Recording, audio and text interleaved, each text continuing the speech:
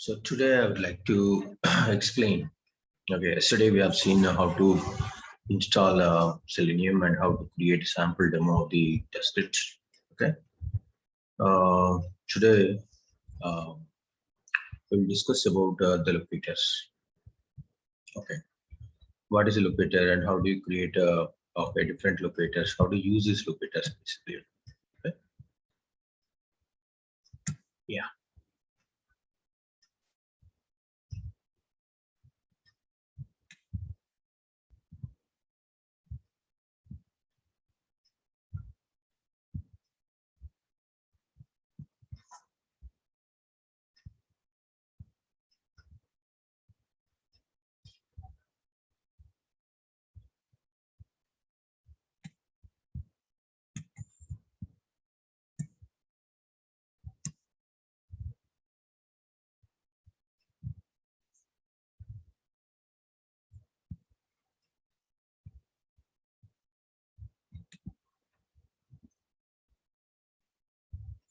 There is no particular order. Locators.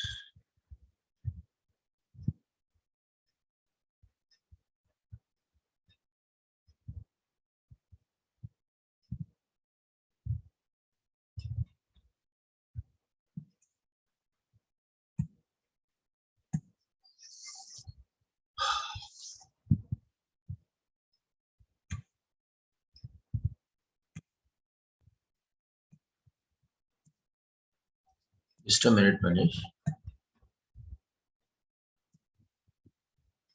Yeah, sure.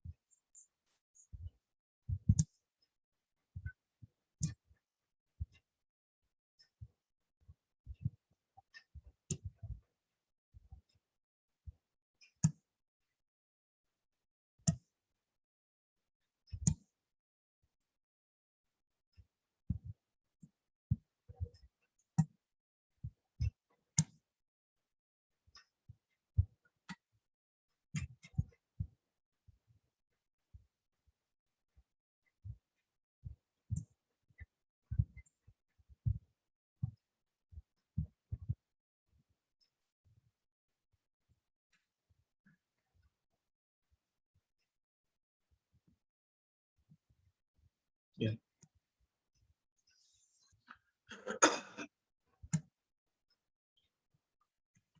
First, let me explain what is locators. Today's topic is locators. Okay, what is locators? Tell me. Anybody see now? There's not much difference between mobile application and web-based application, where especially when you're dealing with RPM. Okay, there's no much difference. That's why we need to learn the basics of Selenium also. See, locator actually different locators are there. What are those locators? How do you create a application? See, developer will use either a Visual Studio or a Clips or can also use PHP or HTML or CSS front-end technologies to develop the application, especially when it comes to web applications. We use a lot of technologies. Okay, front-end for static pages, we use HTML, and then back-end, he uses kind of JDBC programming or like JSP or JSP. Okay, so server-side programming is done by the ASP or JSP. Now, PHP also one of the wonderful programming language can be used to do server-side programming. Okay, but we don't deal with the server-side programming because we are front-end. Basically, we are testers, right? We have to handle okay deal with the front-end HTML pages, HTML or JavaScript pages. Okay, when it comes to front end, as a developer, how do you create an object actually? You will create ideally by using the HTML tag called input.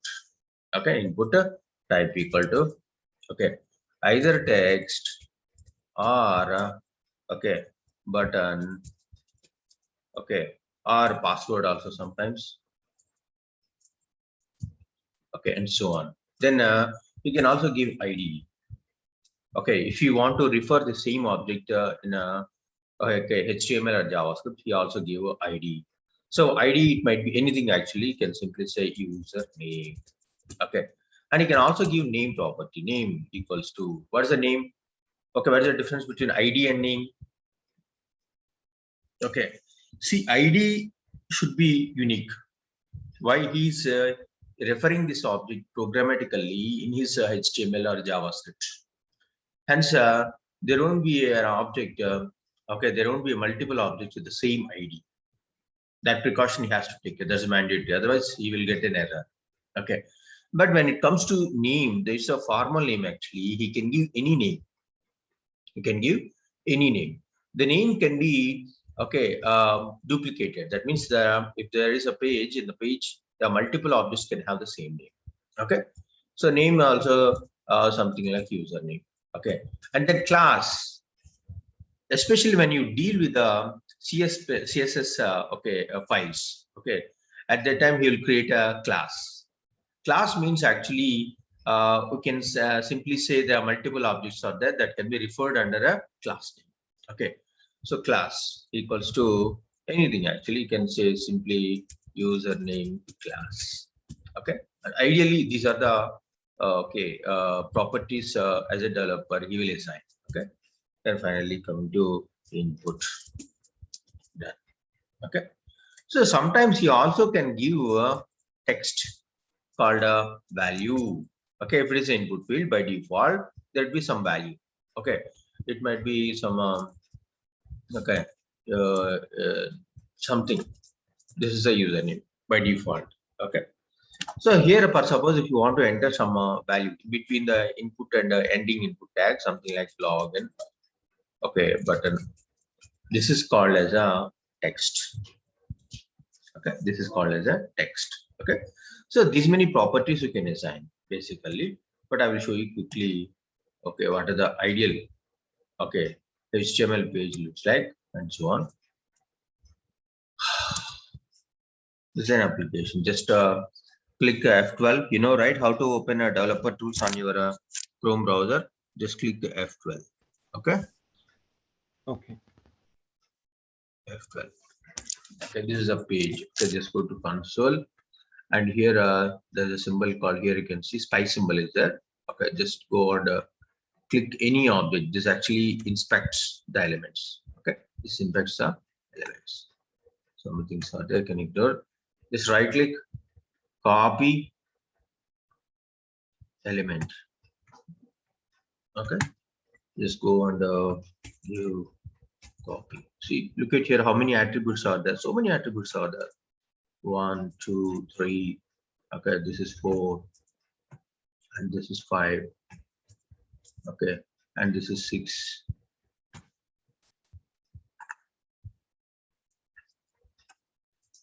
Okay, this is 7, and this is 8, and this is 9. Total 9 properties we have assigned programmed.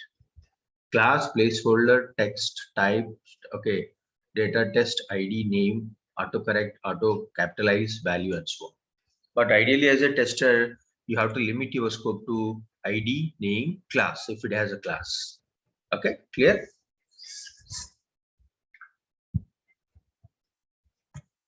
I want to identify this element. How to identify an element?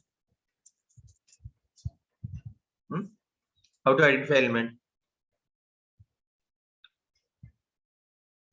Yeah, you can identify an element by using a method called find element.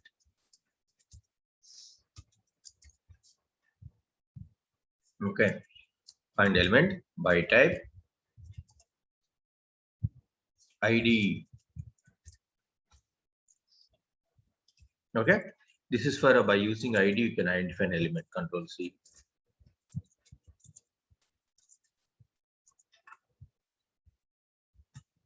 Next, name.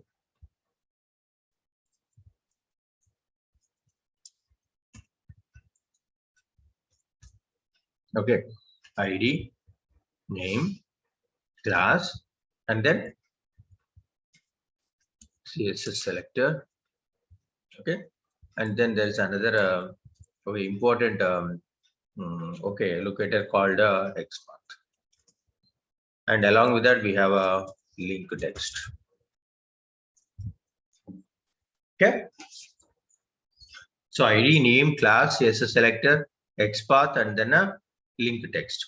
We have other properties also like by.tag name or by.tag and by.partial link text and all, but very infrequently we use those locators. These are the main locators which we use to handle test objects in automation tool. Okay, the same properties can be used in OPM also. There's no much difference. ID, name, class, CSS selector, XPath, and a link text. How to use this actually? I just want to show you quickly a demo. Simple demo. So just look at here. This is ordinary script only as usual. Public static WebDriver, public static string base URL. This is a base URL. This is a main method. Inside main method, we just initializing the WebDriver and then Chrome driver. This script we have already written last time. Very simple script. Then go to driver.get base URL. That means we are launching URL. Now here I'm just trying to identify the element with the different locators. Okay, see, I just want to enter username. How do we enter username? That I just want to show you. Okay, so let me comment this part. I will go one by one. Okay, done. First one. Okay, class name and ID, name, so many things are there. First we'll go by click user ID and enter user ID using ID. This is actually using ID. Is it clear? This is basically using ID. Okay. User ID. See, the program is very simple. Driver.find element of by.id of okay. This is how actually we use a ID. Okay. We can ask this question: what is the username? So ID property of the element I have just captured. Okay. Just right click, go to inspect. Okay, yeah, it's already there actually. ID, this is the ID property. Okay, you can also find from here, just spy here, automatically you'll get ID. Okay,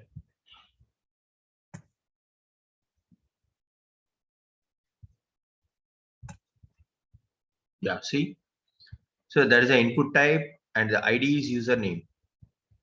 Okay, and the input type and the password. Okay, and so on. See here, you can clearly see the ID is username. So here I'm talking about the details has come right here. Input hash username. Hash means that is ID basically. Okay, and the name property is also there given. Name is actually username. The role is text box and so on. Okay, but anyway, we'll try with the ID. So this is ID. Then what about name? So the name is this one. Okay, you can use a name property. Okay, let's look at here. This is class name. So we are using a class name. What is the class name here? Oh, we already copied here. Better you can take from here. Okay. Yeah.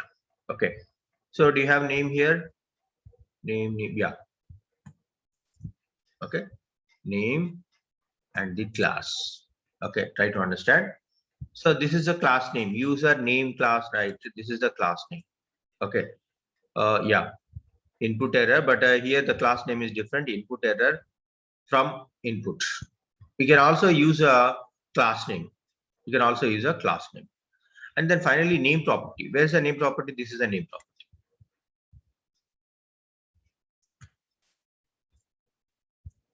Okay.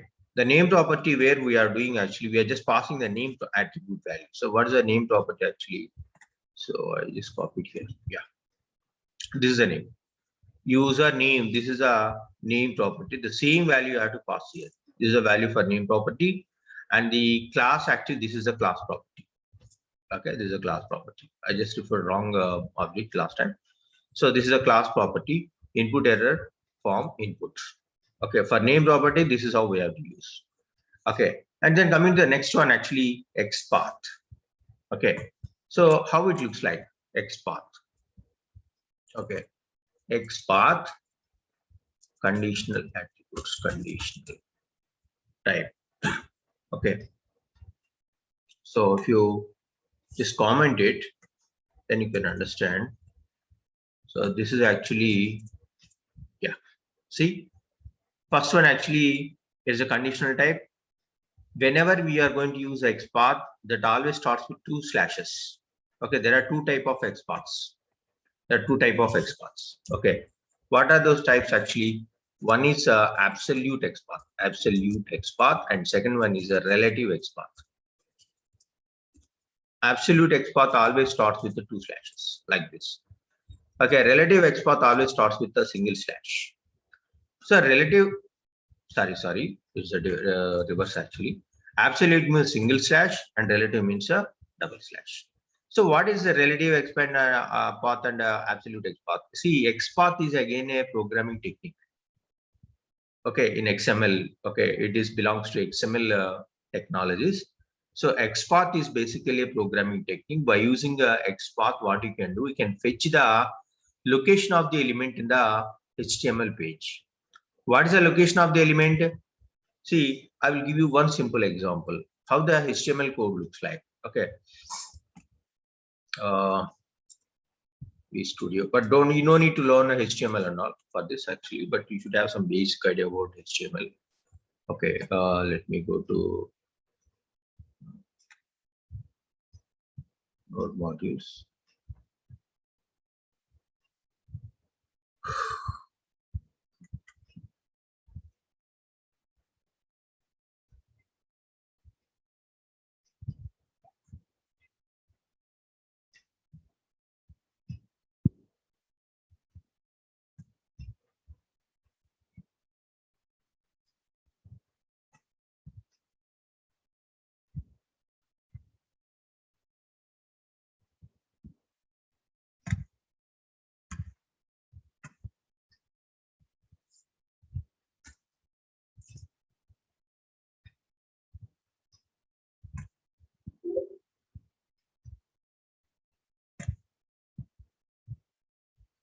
Yeah, okay. HTML, this is a HTML page where I was looking for a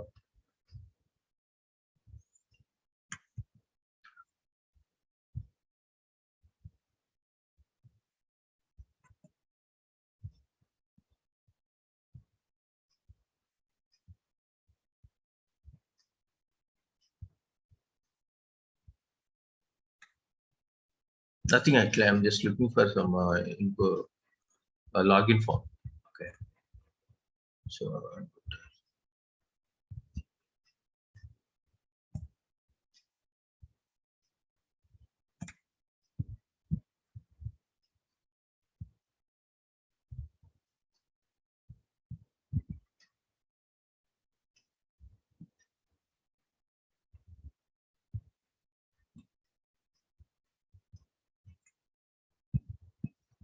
I've created very long work all the scripts.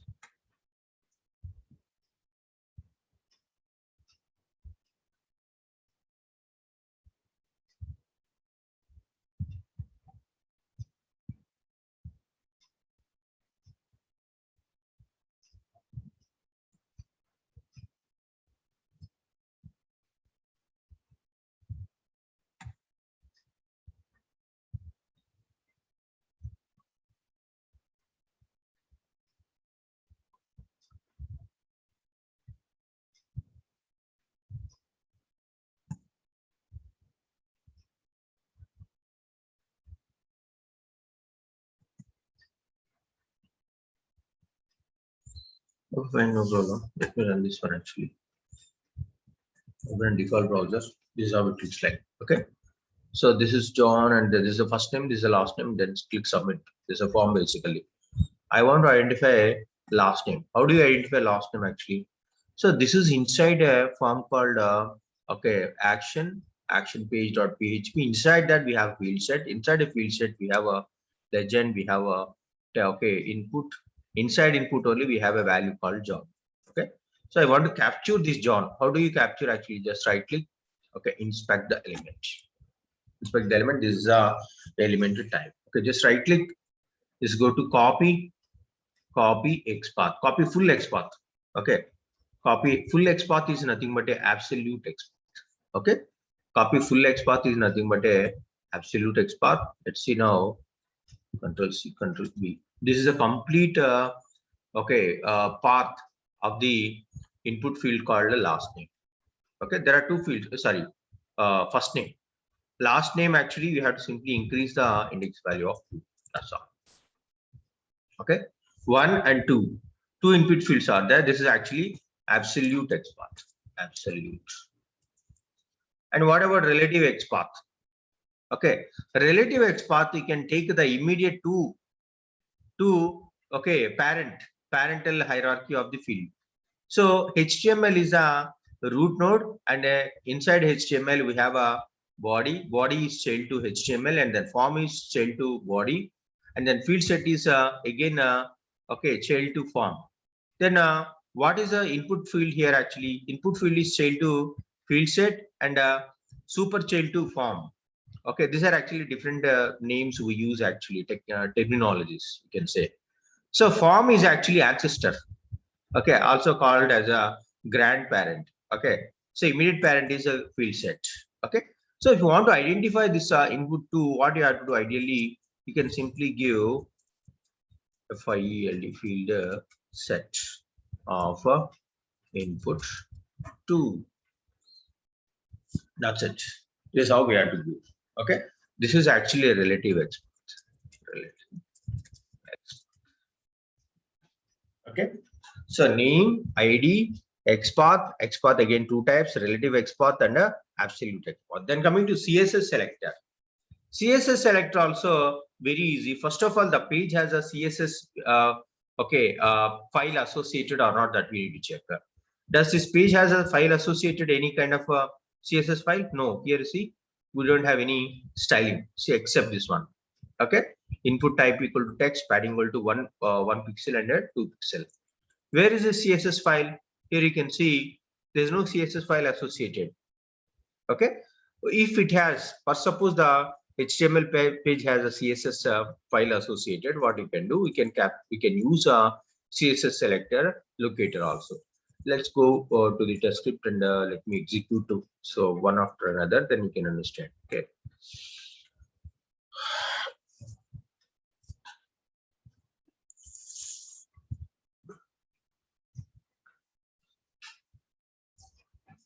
Manish, can you give me 2 minutes? I'll come back.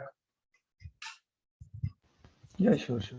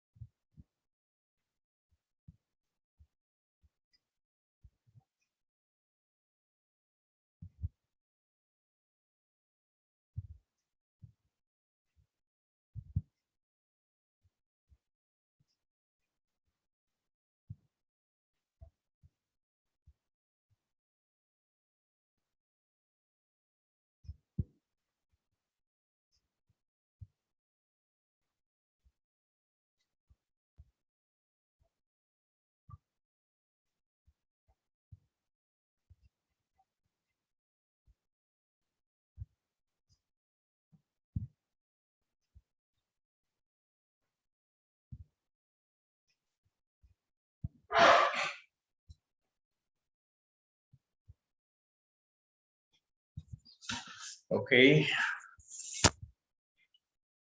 Yeah. Now I'll see.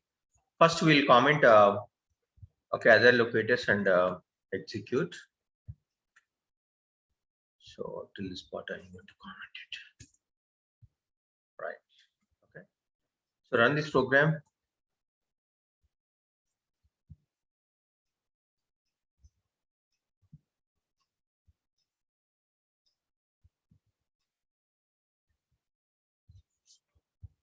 What is the issue? 32 cron.exe. I think I need to change the locator actually. So demo 01, the same locate. I mean, executable path you have to pass here. Control C. Okay. Control V. Home. Right. Run this program. So automatically launches a browser and just identify this locator.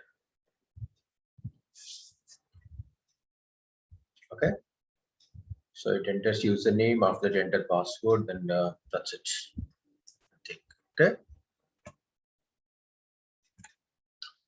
So driver.close also there, supposed to close. Please wait. Yeah, done. Okay. So now coming to class name. We can't use class name here. Why you can't use a class name? So now we know how to use ID. So we can directly spy the object and get the ID details and you can pass it out, test it. Okay. So this is all about ID.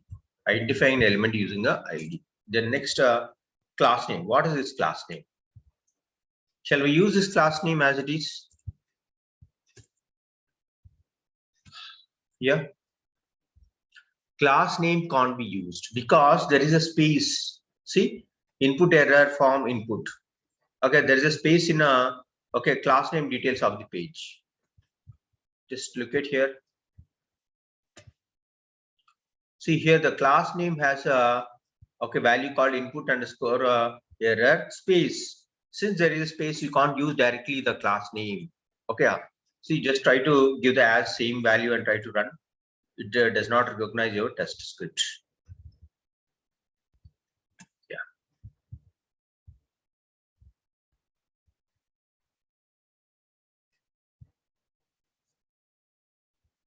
See, it does not recognize. So here the learning is very simple. Even though object has a property, sometimes we can't leverage those properties. Okay, sometimes we can't leverage those properties. Then you can ask this question. Then class name is there. Then what is the other alternative to use a class name? Of course, you can use a class name along with the Xpath technique. Along with the Xpath technique, we can use a class name. Okay, that I will show you. Yeah, now test script I think failed. Let's go and check the console. Still, yeah, failed. Okay, so just close this one, and then I'm just going to comment it now. Okay, see here, clearly mentioned we can't use the class name with space directly. Along with Xpath, we can use a class name. Then coming to the name property, how to use this name property? Very simple. You can straight away you can use ID called name. Here we have ID, right? We can use this ID. Okay. See by dot name of username dot click, and then after that you have to send the keys. Just right click and run the program again.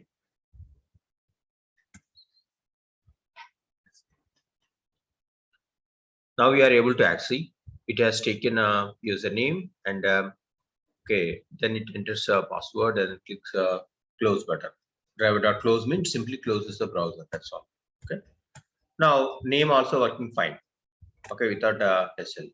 Then coming to the, I just want to use a class name. I want to use a class name along with Xpath. How to do that? So this is called as Xpath with a conditional attribute. That means we use Xpath technique only, but we pass attributes. See here, one of the very important annotation or kind of a notation in using Xpath is a method called contains. Okay, this I'm going to comment one by one and then check. First I will take this one, uncomment it. Okay. So here we are using Xpath input. That means the attribute, HTML tag name of the field is input, and then I'm just checking whether this object has a class name called input error or not. I'm just checking with that actually. Okay, it's a conditional Xpath, contains Xpath input error dot click. Okay, so I just want to click this button. After that, I just want to enter the data. I want to enter the data. This is what I'm just doing. Okay, first click and then enter the data.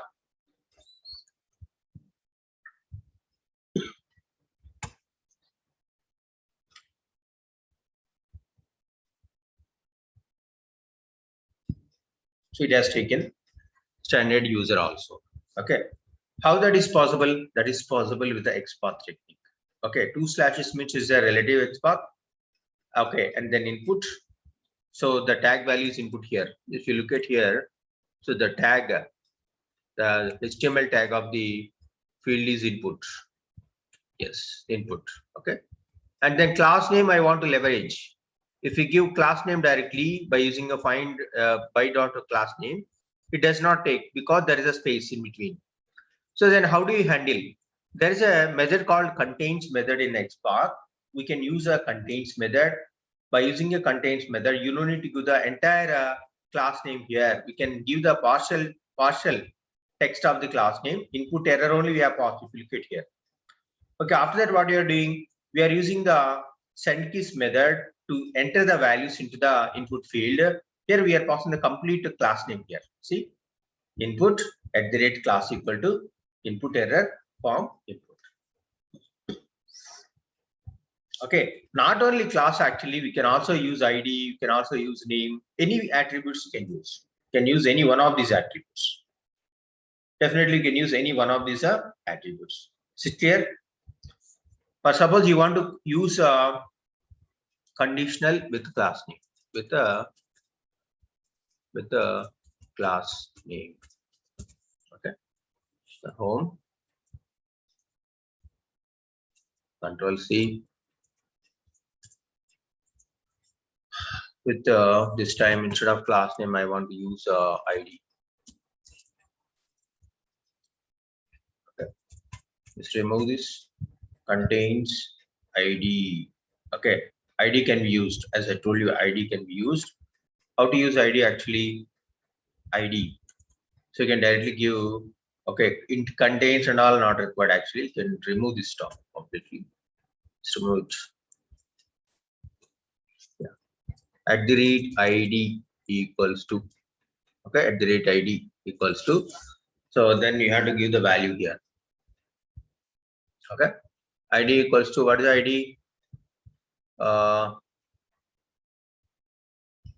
I can give what's ID? ID. Name we have used. This is input field. Class name. Then what about ID? Yeah, this is ID. Okay, just copy this. Control C. Just compare. Control V. Okay. So ID. This is how we have to use ID. So input @ID equal to this one, and then close it, and then close this one. Okay. Similarly, here also same technique can be leveraged. Okay.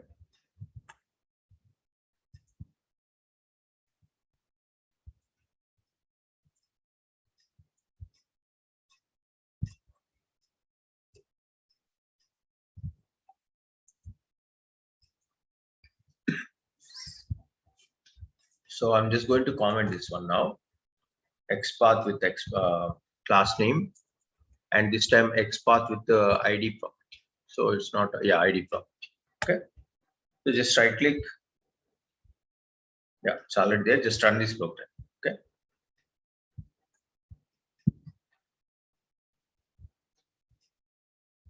Okay. So enter username and then enter password.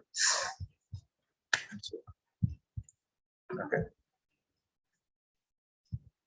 So similarly, Xpath can be used with XPath can be used with other functions also. What are the other functions? Before going to discuss other functions, we'll discuss about absolute XPath technique. See, I'm just going to comment this one. Comment. Now, positional XPath or absolute XPath. Position means the complete XPath I'm going to pass. Okay, I'm going to pass the complete XPath details. How do you pass? I'm just going to comment this one. Uncommented. Okay. Is also uncommented. See, this is a complete XPath, or also called as absolute XPath. Starts with a single slash. Look at here. HTML body, div2, div1, div, and form 1, and then input. So this is also called as a positional XPath. Okay. So this is a one technique, and this is another technique. This is an absolute XPath. This is a relative XPath again. Okay. Let me run and show you quickly. Okay. Otherwise, I can delete this one. It's not required. I will use the only absolute XPath. Okay. Home.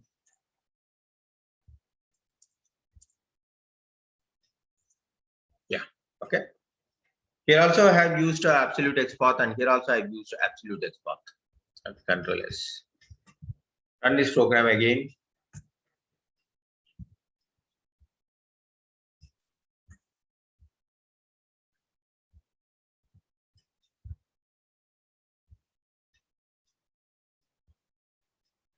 Okay. Still disabled to take. The reason actually we have passed the complete XPath details. Okay, the position of the value position of the locator we have passed by using absolute XPath. Absolute XPath also called as a positional XPath. Clear?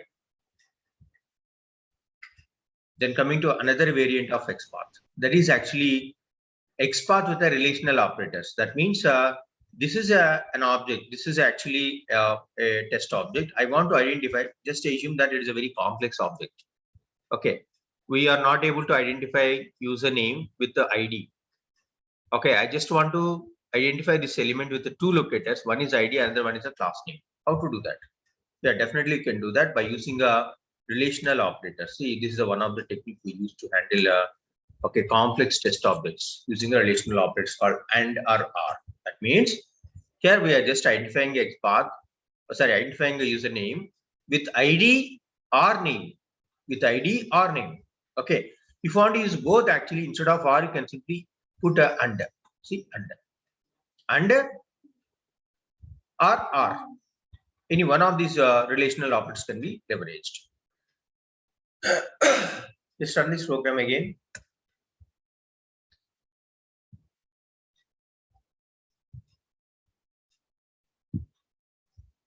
Oh, I would have commented.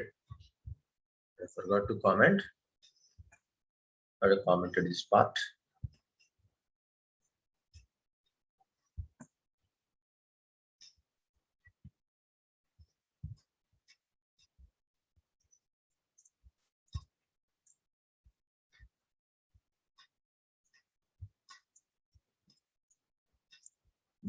Okay.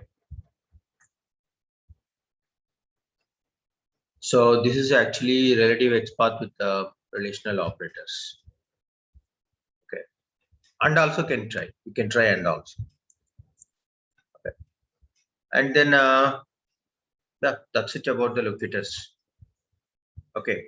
You can ask this question: when to use this locator? When you should not use the locators? So what is the hierarchy of the locators? Also, you can ask this question. Okay. What is the hierarchy of the locator? See, first and foremost priority should always go to ID.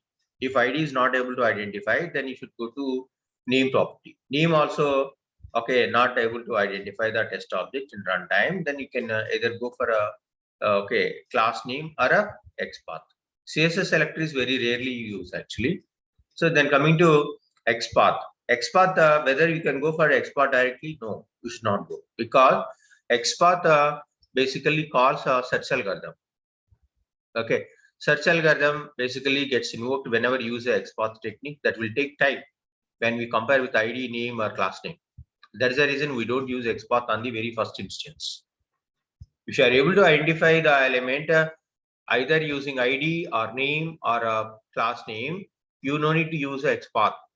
If you are not able to identify with these locators, then only you have to go, you have to choose a XPath. Is it clear? Yes, no, no, yes. Yes. If you are clear with this, actually you can wind up our session for today. Catch up tomorrow. Okay. Yeah. Thank you. See you tomorrow.